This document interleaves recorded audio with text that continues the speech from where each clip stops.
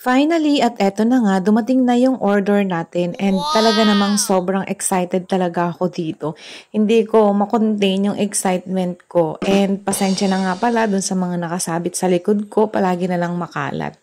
So, ang gagawin muna natin for this video ay i-open muna natin itong mga kakailanganin natin sa gagawin nating DIY. So, ito yung binili ko na mga lalagyan. Diyan natin ilalagay mamaya yung mga sampler na kasabay niya rin na dumating. Yung kinuha ko ay tig-2 8 sets at 12 sets. Siyempre, para mas maganda, with mirror na rin yung kinuha ko.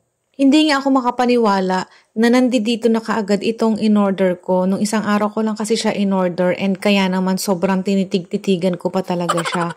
So, dito, tinry ko na buksan yung isa and para i-check nga yung quality and yung mirror na rin. So, okay naman yung pan. Ang cute-cute. And for sure, kasyang-kasya dyan yung ilalagay natin. And ayan naman yung lalagyan niya. Super sleek and classy. With mirror na napakaganda.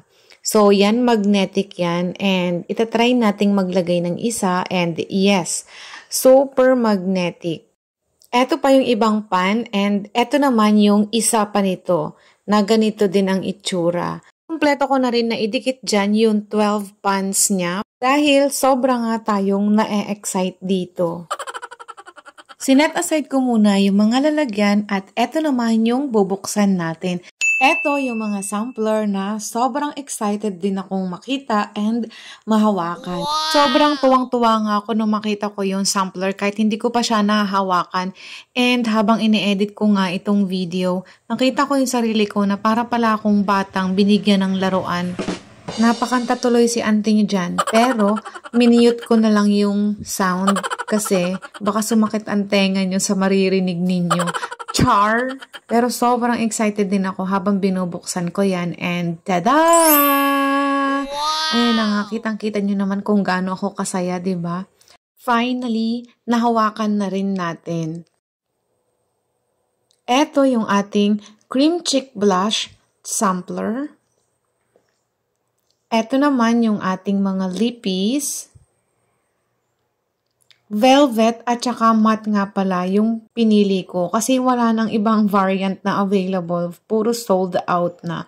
And look at those pigments. Ang gaganda. And ang dami na rin. Dami nating pagpipilian. So before nga natin i-transfer sa pan itong ating mga sampler, ilalagay muna natin siya sa fridge. And iiwanan muna natin siya doon at least 2 hours or hanggang sa tumigas siya ng kaunti or mamuo para hindi siya ganun kahirap at kamessy pag nilipat na natin siya sa pan. Kung interesado ka sa mga product na nakita mo dito sa video, ilalagay ko na lang yung link niya sa ating description box. Gagawin ko na lang ng separate na video yung pagta-transfer natin ng mga products sa pan. So hanggang dito na lang. See you on my next video. Bye-bye!